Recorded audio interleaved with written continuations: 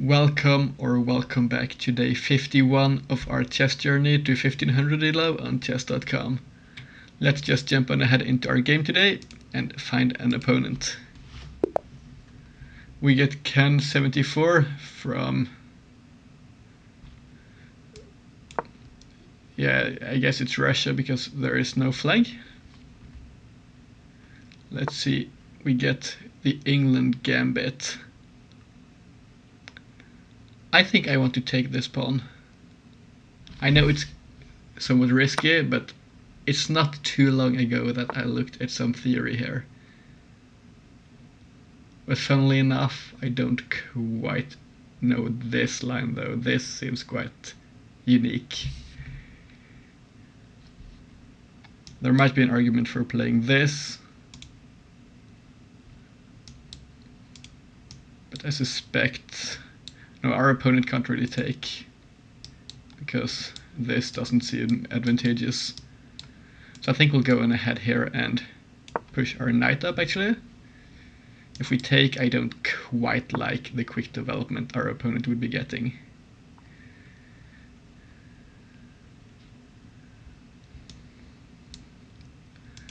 Now, let's have a look here.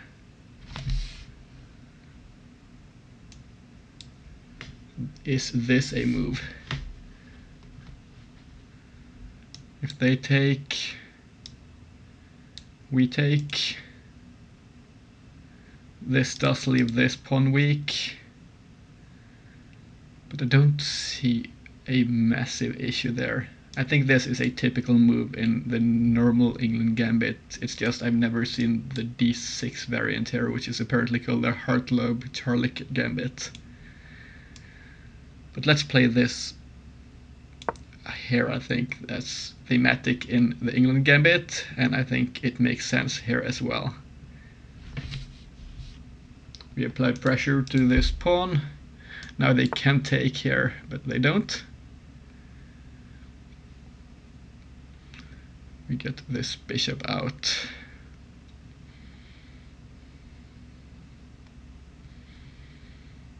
This is looking like a sharp line. And it seems like our opponent is still in theory. But honestly, I think, typically speaking, I like to say I want to avoid gambits, but the England Gambit is a really fun gambit. I haven't really looked at it as black, but as white it seems interesting too. Now here I think we might have different options. If we capture here, the thing is I want to play this move now. Defending this knight so they can't take. What happens in this position? We might have this in between move, but then they take and that's no good. So what happens after this? Then we could move like this and develop our bishop quickly. Which honestly I don't think I mind. I think we might be able to capture this pawn now. And this I think would just help us to get our king to safety as quickly as possible. So let's go on ahead and capture. And if we do get recaptures here, I think we can force an isolated pawn here, which should become a target for us in the long term.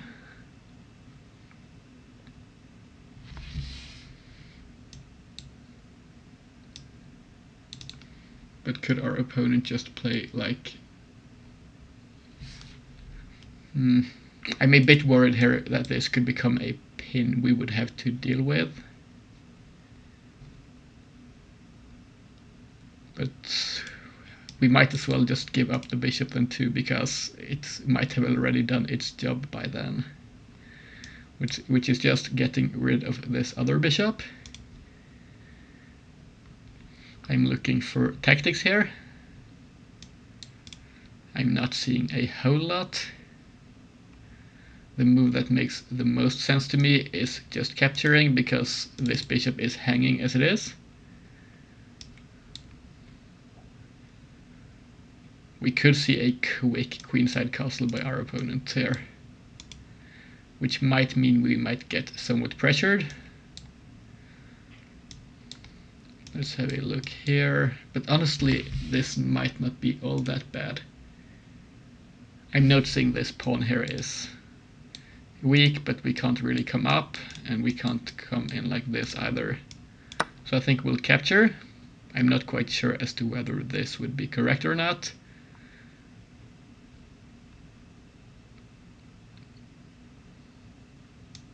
There might be this move, but I don't think we would mind seeing this, because we want our development quickly here.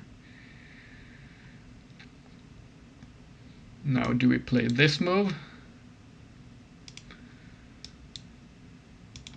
Or do we play one of those moves? E3 might be a good move here, preparing this.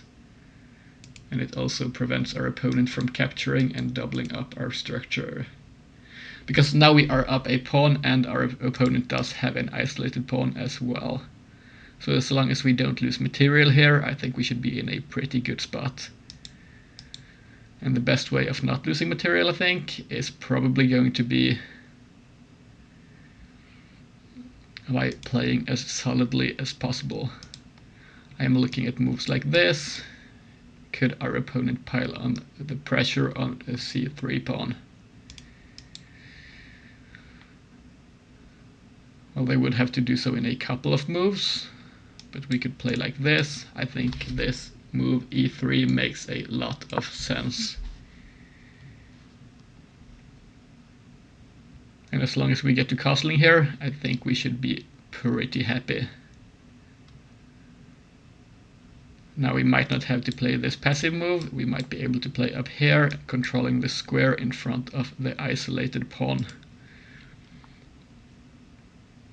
Simply because this was going to be played with the intention of defending this knight, but now it is going to be defended by either the queen or the bishop.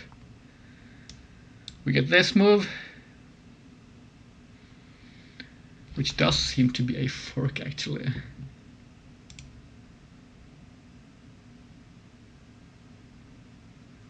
Let's have a look here. I don't think we necessarily have to worry all that much about what I'm thinking here is if we go knight to c3 and our opponent takes, I think this should favor us. It might look a bit scary at first, but we are going to get castled queenside, apply pressure to this pawn, and as long as our opponent's pieces leave the board, we are still up a pawn, and our opponent might get trouble then. Yeah, I'm liking this move a whole lot. This does not seem scary at all. If we get the material off the board, our pawn advantage is going to be really great to play with. Our opponent castles. Now can we force this issue?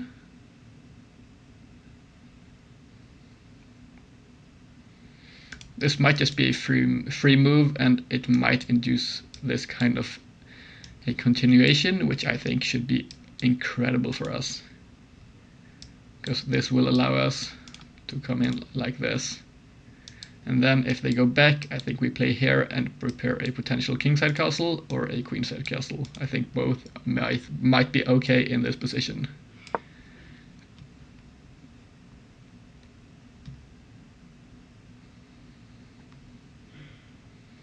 Now this diagonal is looking quite weak, so we might be able to exploit it at some point, especially if our opponent trades off their light squared bishop while we keep ours.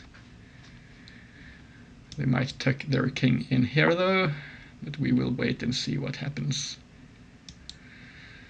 So this is looking interesting.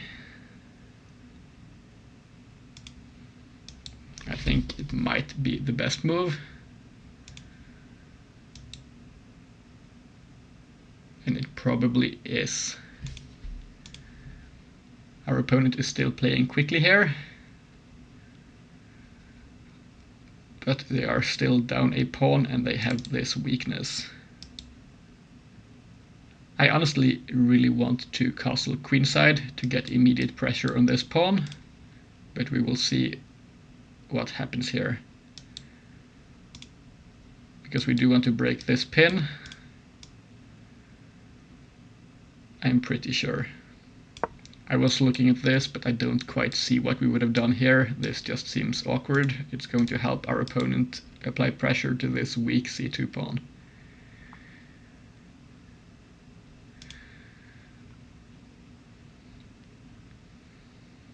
And now I'm looking at this move, if this knight is not here though. If the knight was not here, this queen move would force a queen trade, I think. Our opponent might play this, though. I'm not quite sure as to what the best move here is.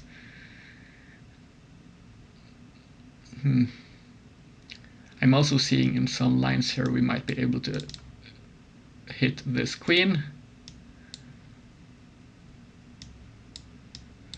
Do we have a square to move after this, for example? I'm not quite seeing it, but we could keep this in mind. We have options of potentially forking down the road. So let's say there was a rook is not going to magically appear on e7, for example. Then I think our opponent would spot the idea, with it being a one-move threat.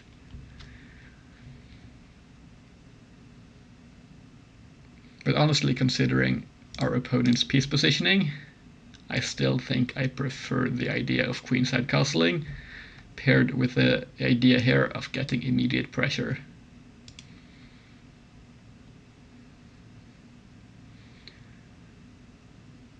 Another move I'm looking at is this move, which can get hit by this, but first our opponent would have to deal with their bishop hanging.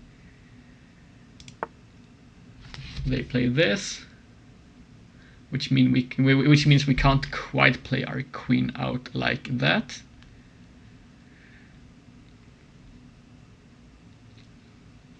This does hit the pawn.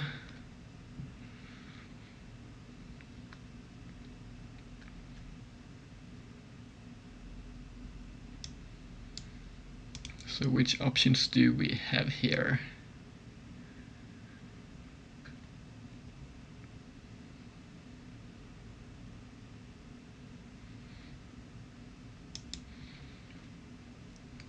I'm liking this modest move a bit here, just keeping this pressure and potentially looking to castle here. But now that our opponent left this, I'm realizing this move might have forced the bishops off the board, but the queen could take. I can't quite see a way of moving their queen though, or forcing it to move. What happens here? Does this help our opponent develop? Or do we have an idea of forcing a queen trade? No, this is no good because of this.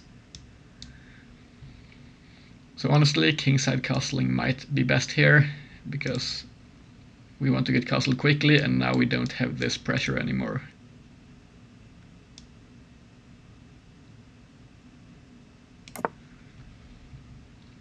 We can still move our rooks over here if needs be.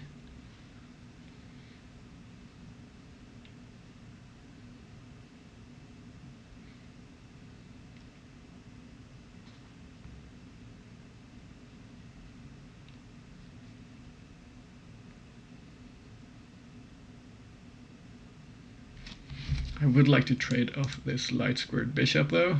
Honestly, I would like to trade all pieces off. That would make this game a lot easier, considering our material advantage. Our opponent continues in an aggressive manner.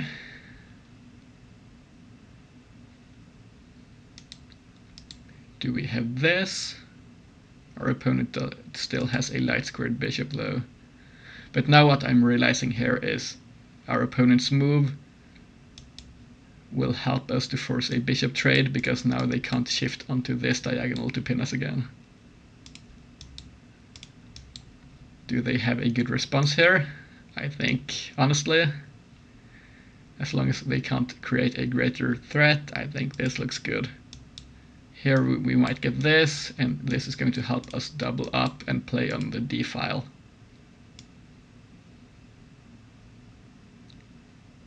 So let's go for this, trying to punish this move immediately.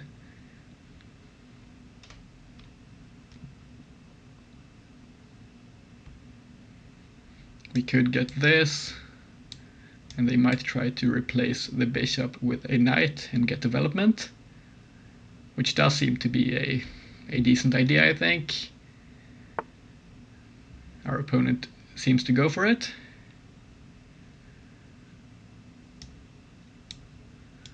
But I don't think our plan should change at all.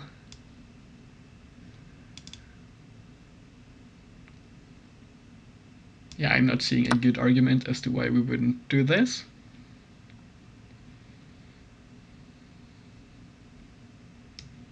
This is likely to happen. This probably doesn't do a whole lot. I'm guessing our opponent would prefer an open G or H file.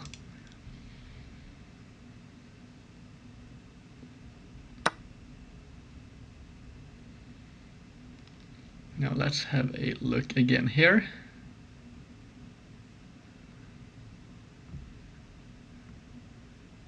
Currently our largest issue is we don't have our rooks in the game yet.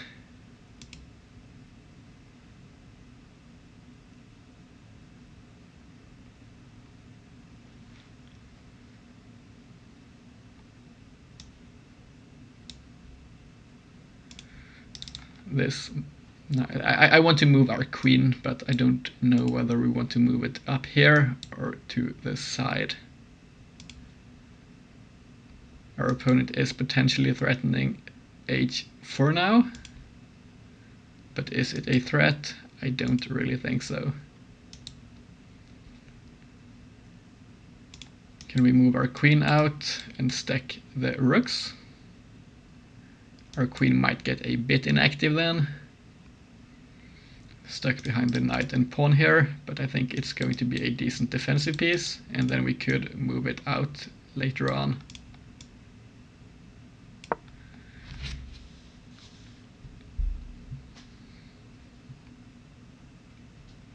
I think our opponent is going to keep on playing offensively, as that is probably their main idea here, or way of winning the game.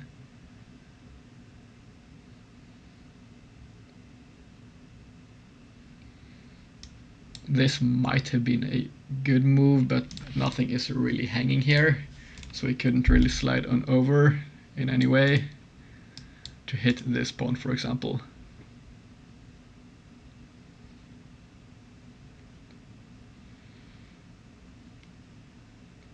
We might benefit from trading off this knight, because it would leave our opponent's king quite open. This does block checks from the c-file. This pawn push may be a move now, though, but I don't think it's scary, because they can't keep on pushing the pawn, because it's going to be controlled quite a few times. Or can they?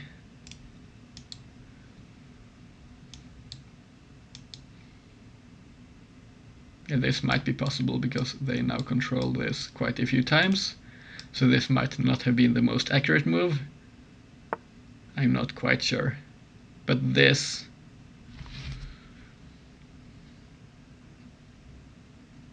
I think it probably forces a knight trade. I'm not quite sure. Our opponent wants to open up like this and remove their weakness.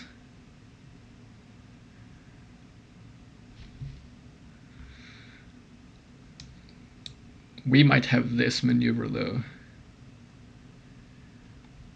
Threatening another knight trade.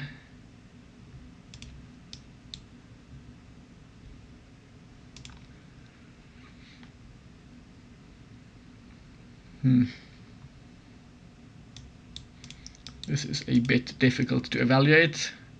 While this might help our opponent undouble their pawns, I think it's not all that bad because it might help us trade off rooks quicker as well. But I would like to keep this weakness on the board. This would lead to this transformation, and then we can't target this pawn with the rooks either way. So honestly, we might just go for this. I'm expecting this move, and then we are likely to see a simplification of rooks.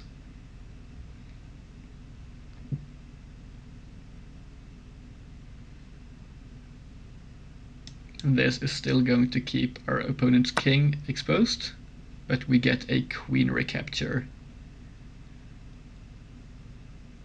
That's honestly a bit unexpected. I don't think we mind. We have quite a simple plan, so let's try to play our moves a bit quickly as we are running low on time here. I'm playing this rook first. This pawn is defended.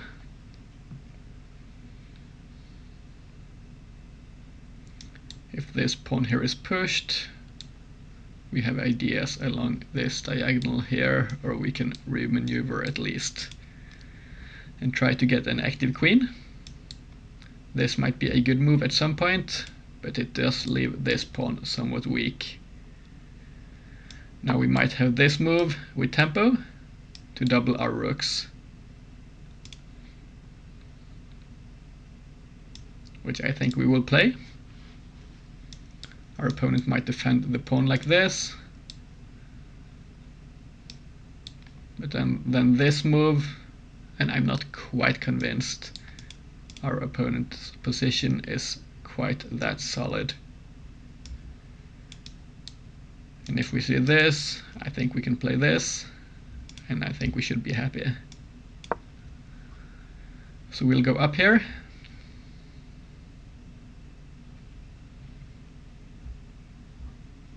And where is our opponent's queen rather going to go?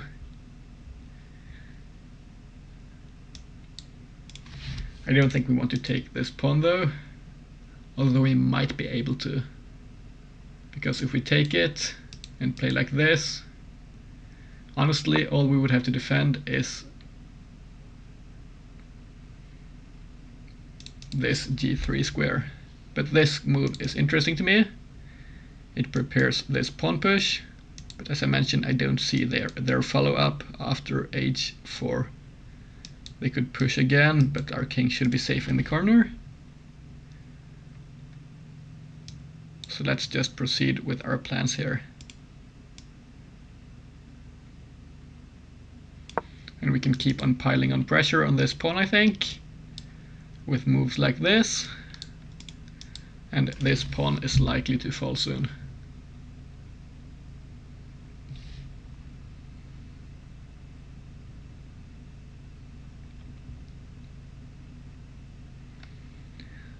Our queen can't quite target it, in one move at least, but it doesn't have to be targeted in one move. We could even play up here, which does help us get active, and it pins this knight. Now this is an aggressive move. Let me have a quick look here.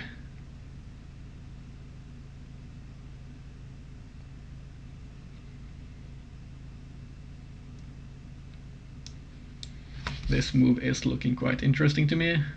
It would take away this. But then we can play like this, which does seem interesting. I don't see a good counter threat by our opponent. This, and this. We still threaten the pawns.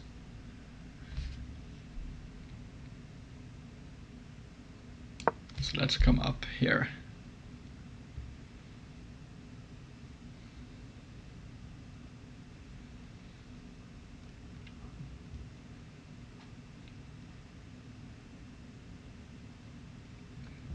there is a scary attack here, and considering we have 2 minutes left, we have to be a bit careful.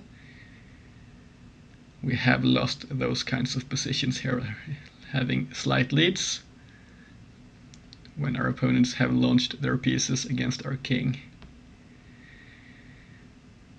But I'm feeling quite optimistic. I'll just have to be concentrated here and play accurately for a few more moves.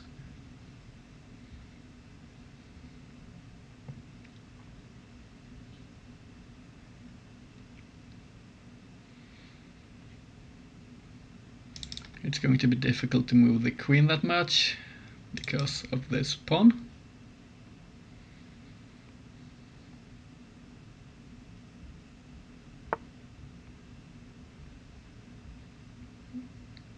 So what does this do?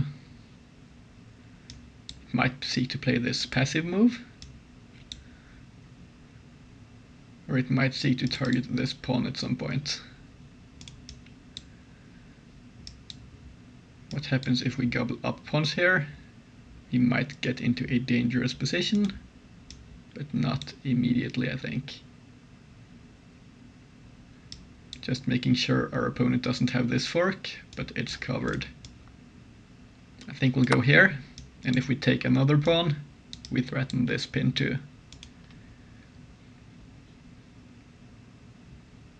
And now this has opened up this knight maneuver for us, threatening to take this pawn with our rook, for example, here. Potentially remaneuvering here to the king and applying further pressure here. If our opponent wants to trade pieces, I think we would be happy to do so.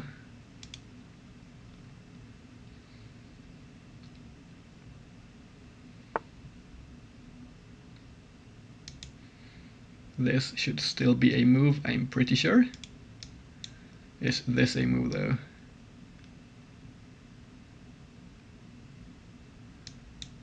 If we get this, I think I like this move a whole lot. Then we get the H-file, our opponent obviously doesn't want to trade, and then we might even be able to trade like this.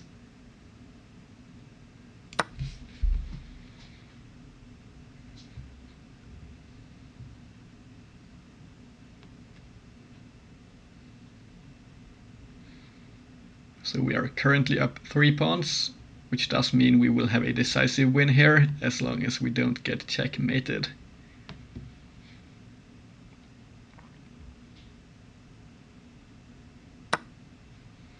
Our opponent does in fact trade.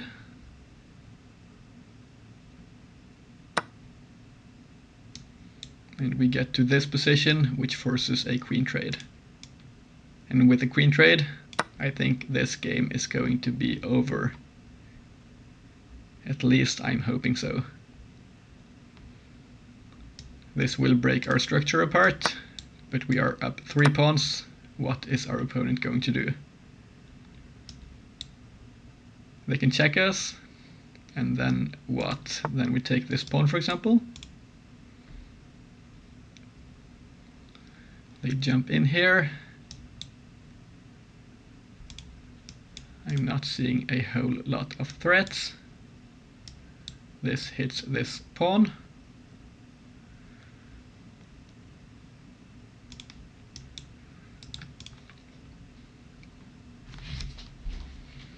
Okay, let's play a bit quickly. I like this move because it allows us to get our king towards the center.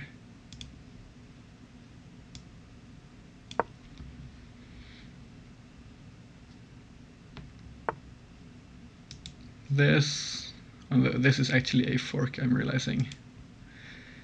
However, do we have a creative move here?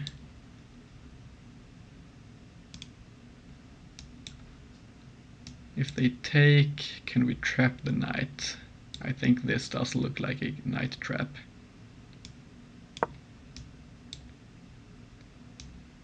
This and all the squares are covered. They can't push because we control the square. This is looking quite optimistic.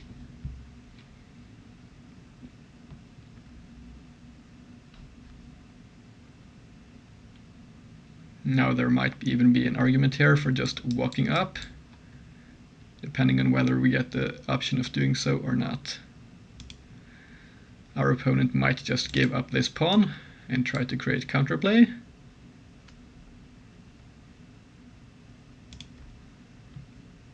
Which might be a good idea, to be honest.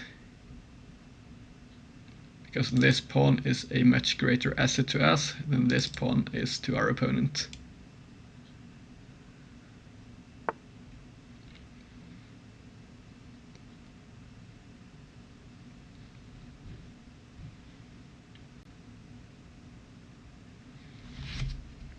Let me have a quick look here. Are we able to just walk up to the knight?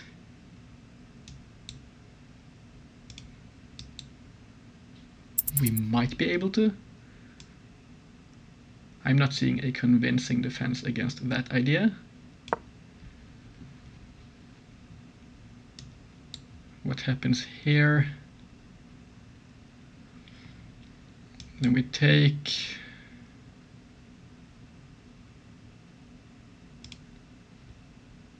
Because what I'm seeing is here is our opponent can try to come around here and try to check us down here if we try to take the knight, but then we get this pawn instead.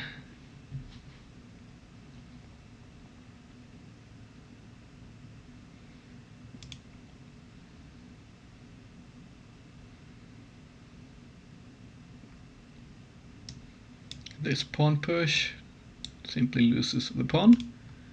So a6 might have been better to prepare this, and then they might have been able to escape to one of those squares.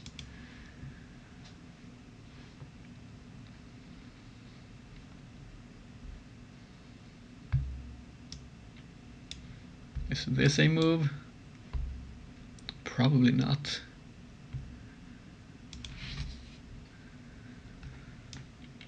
This.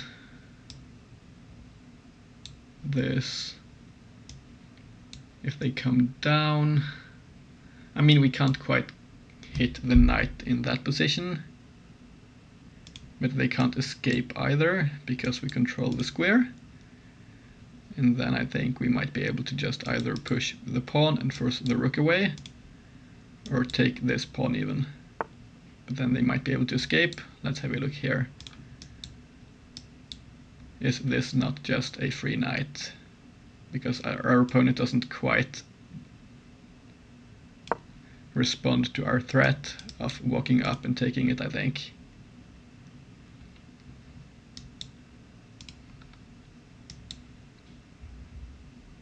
This is an interesting idea, for example,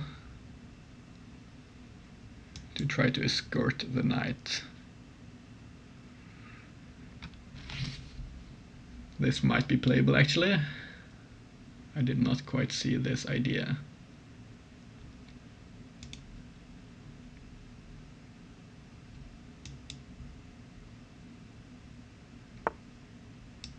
But now here, this would be a check.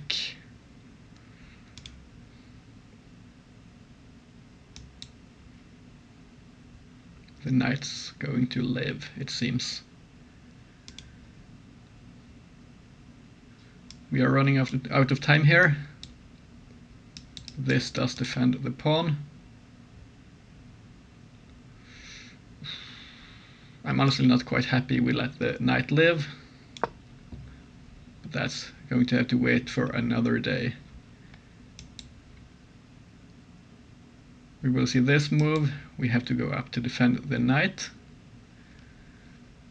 from this, and we will defend this. This is not possible because of our pawn.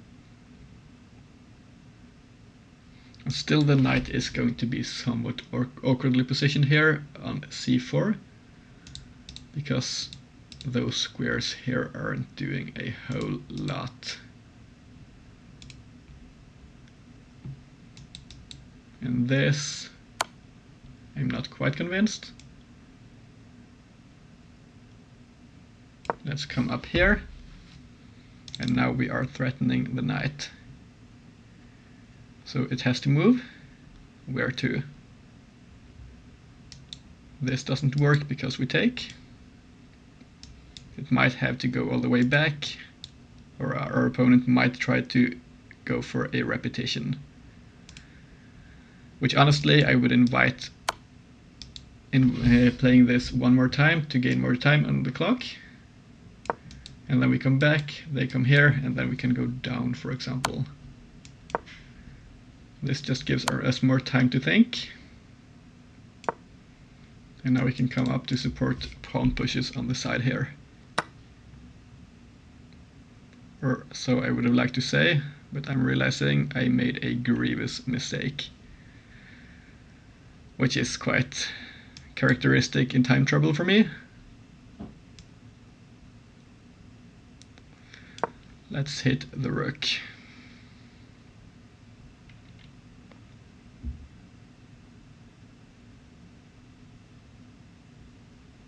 We might still be able to create a threat or win a piece here, because now we might still have an idea of coming up like this.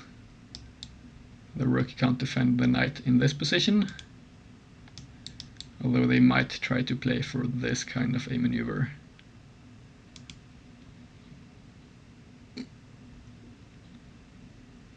I'm honestly kind of irked I let us lose this knight, but well, that it is how it is. This might still be an okay position.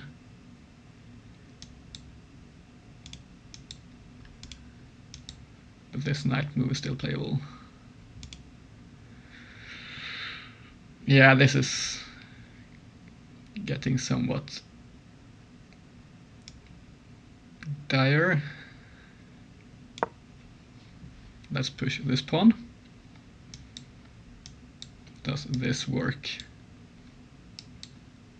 Not quite.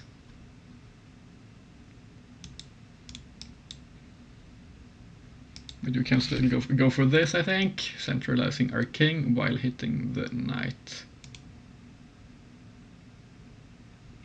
If the rook moves, this should win the knight. As if it comes back, we take it, and this is all still covered.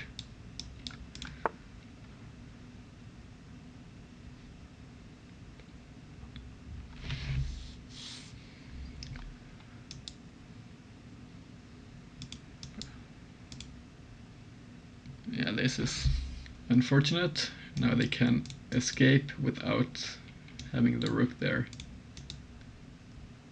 We might just have to play more actively with our rook now,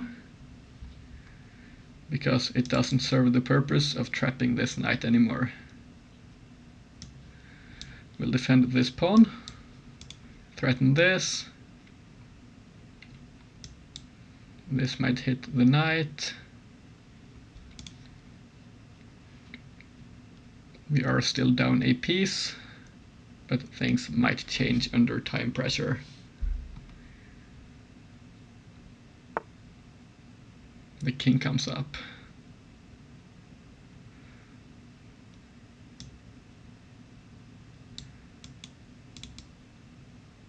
I think this sets an interesting trap. Oh, honestly, it doesn't. Seems I was mistaken. Let's move the rook over. This might not be the best square. I want this kind of a piece configuration. But what happens if we get this? Then we can't push this pawn now because we went to f5 and not g5. So I'm not playing the most accurate moves under time pressure here, but that's how it typically goes, to be honest. This pawn is threatened. Can we push it? I think so. This might prepare an eventual f5. I'm looking at this configuration, where we might be threatening two advanced pawns at the same time.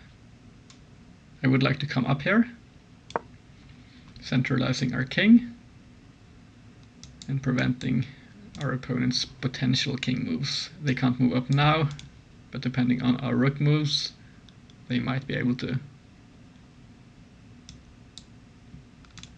Is this an idea here coming around? I'm not quite sure. We might have to see.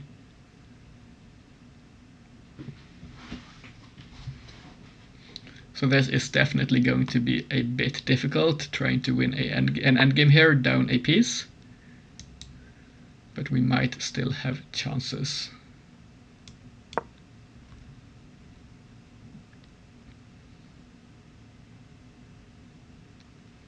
As long as we get our pawns up the board. Each move is going to make this a whole lot easier, I think. This is going to force our opponent to play a bit more passively, I think. They might have to play this.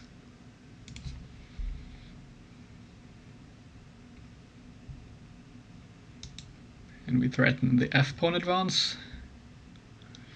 At least we are creating some difficulties for our opponent.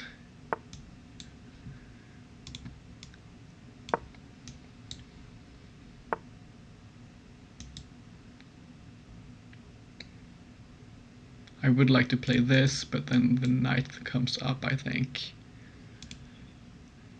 Is that good or bad for us? It might not be too bad, because I'm not seeing all that great squares after knight to e5. It can't hit our rook, and this pawn is still not easily targeted.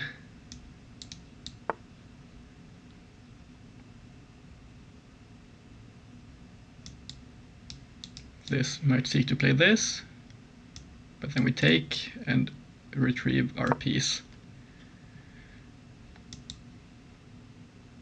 The king can't get here in time. Well, this comes with a check. Do we go back? Then they go here. So this was a good maneuver, I'm realizing. But I think we have to go back. We don't want to leave this side where the action is happening.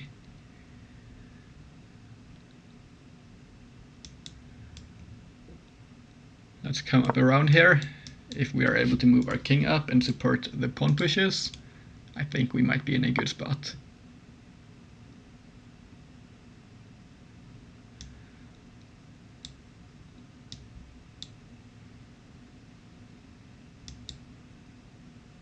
This might be winning.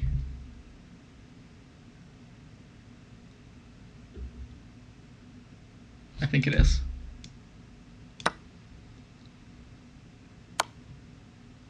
No, I realized something. This is a check.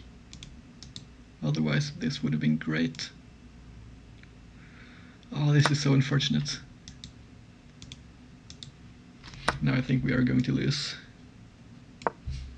We might still give it a chance. We can support our pawn here, and our opponent might be forced to trade the rook. But this pawn here might become a queen. Luckily, we are covering the b3 square 2 times.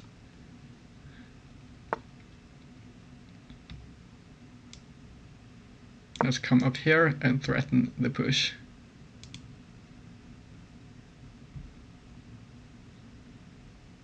If our opponent gets both of our pawns for the rook, they are going to win, as they will go down and collect our pawns, so they can get at maximum one of our pawns.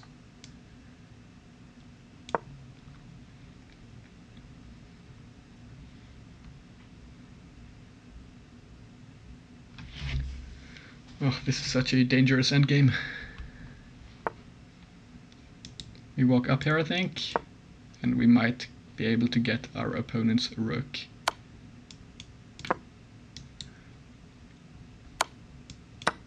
They will go for our pawn, but they can't come up like that. Now, if they go for our pawn, we might be able to come here in time. At least I'm hoping so.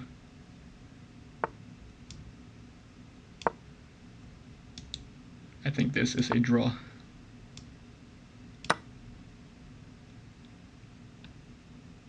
Or actually, it might be a win even.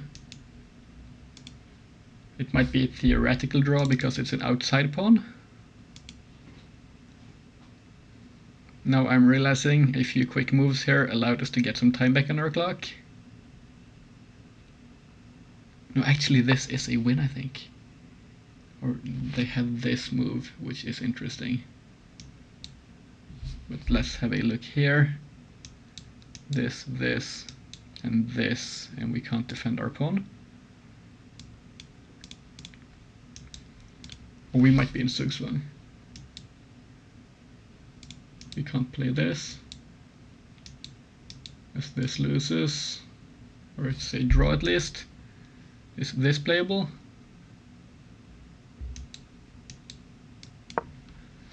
We might have a threefold repetition here actually.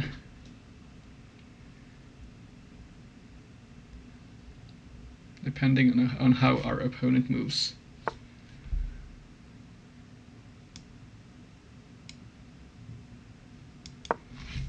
Yeah, they are going to come back down, I think, and this is most likely going to be a draw.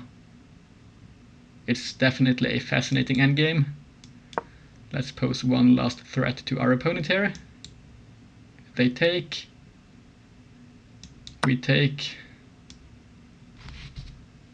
No way this is working. Oh no, we can't go down. Oh, okay. Yeah, this is a draw. Well, that's how it is.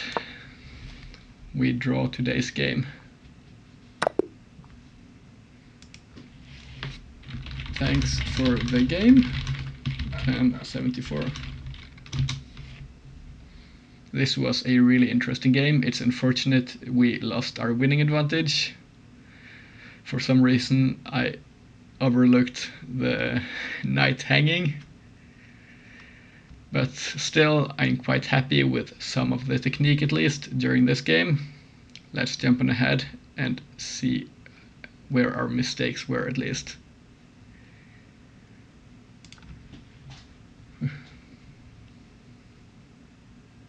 So we played with 80.3 and our opponent played with an accuracy of 79.0. So I see we had 6 great moves and our opponent had 12 great moves, which I don't think I've ever seen double-digit great moves in a game. So that's quite interesting to me. Let's get started. This was the best move. This was apparently a bit better. But we are still in a good position here. And this was great for us as well. C3 was apparently a bit better. I don't quite understand C3. It seems a bit computerish. We don't aid our own development here.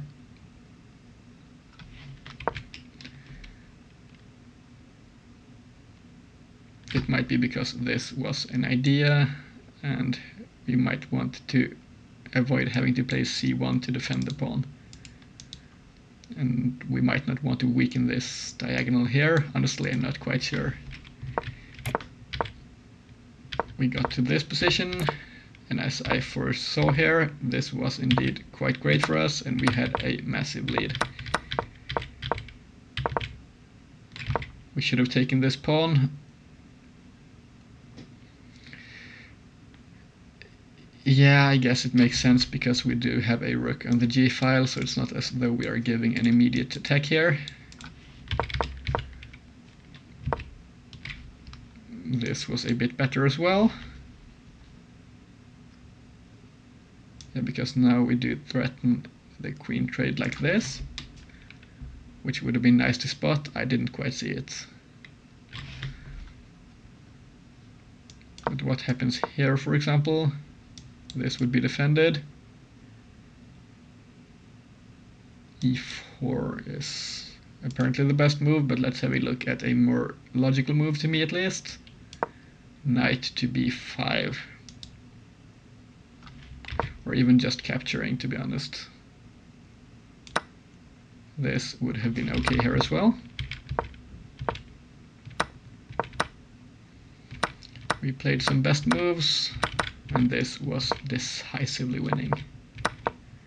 I guess at this point the game should be won. We should probably just disregard this knight, I think. force our opponent to use a few tempo to escort it out, and then I guess play with this h-pawn. Which honestly I'm somewhat annoyed I fumbled this endgame, as this is massively winning. But that's how it is at times. What does this move do? They push, and f5.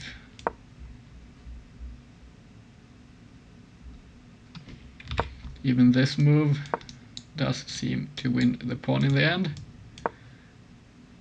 Then the knight gets out, but we get a pawn back for our own lost pawn. And we threaten a trade.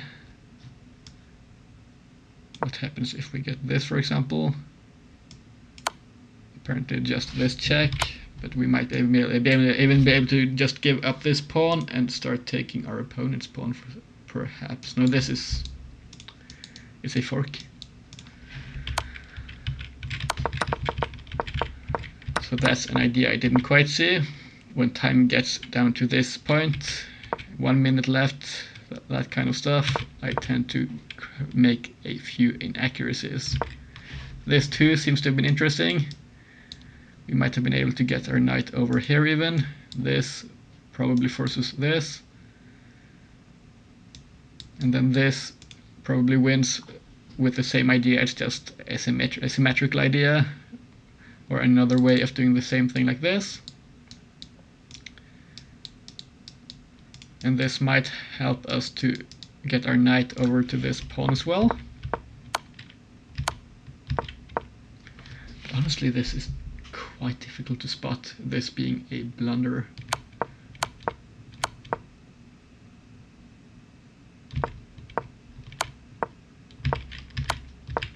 But here we couldn't go back because that would have been a threefold repetition. So here we either take the immediate draw because of the situation here, or we would have had to play away with our go away here with our king in this position instead. Sorry, here we should have went like this, and then we might have played on for a win. This is an incredible position though. It either wins a knight immediately, or it forces a draw from a completely losing position. I have never seen this kind of an idea before, forcing this. That's well found by our opponent.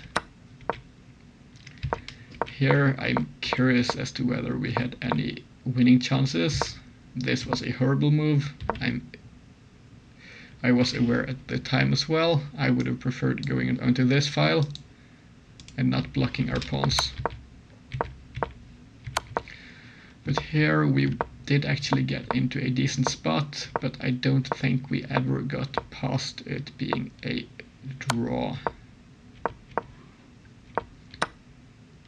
Yeah, this was a mistake. But here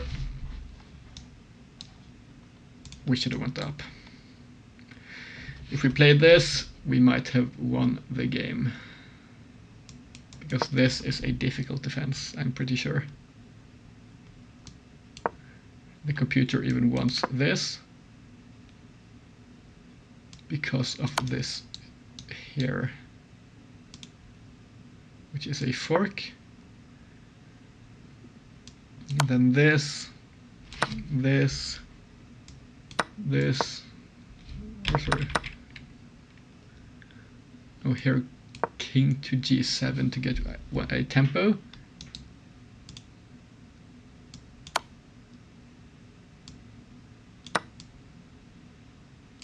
This is a difficult line to spot.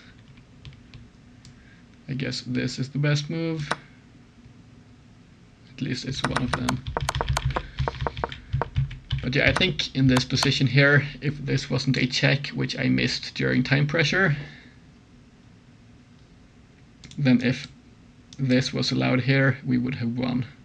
I thought I spotted a brilliant move here, because our opponent either captures a pawn and the other promotes, or we walk up with our king and force a promotion. Well, this was never going to be good for us, but our opponent did make a mistake and allow us to walk our pawn up. Well, this was actually a loss.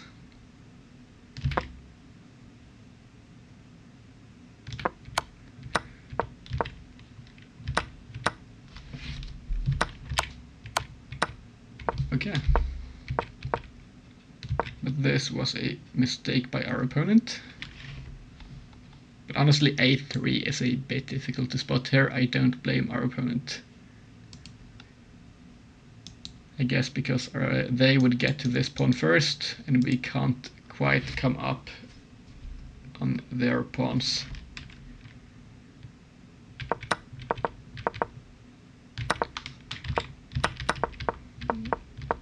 And yeah, this was just a draw.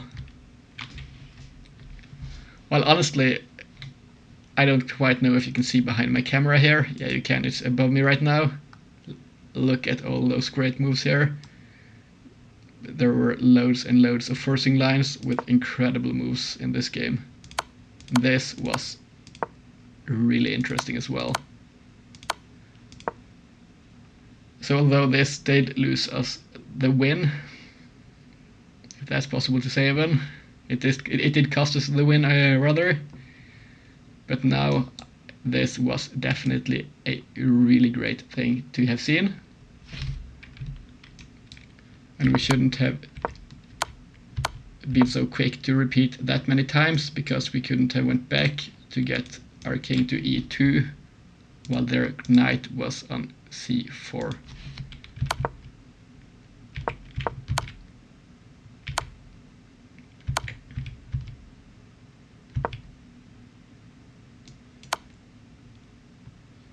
Yeah, this is a really interesting game. Well, once again, thanks a lot for the game, Can74. Thank you to all the viewers here for watching to the end of the video. This was quite a long analysis today, but I just found this endgame and this position here to be really interesting.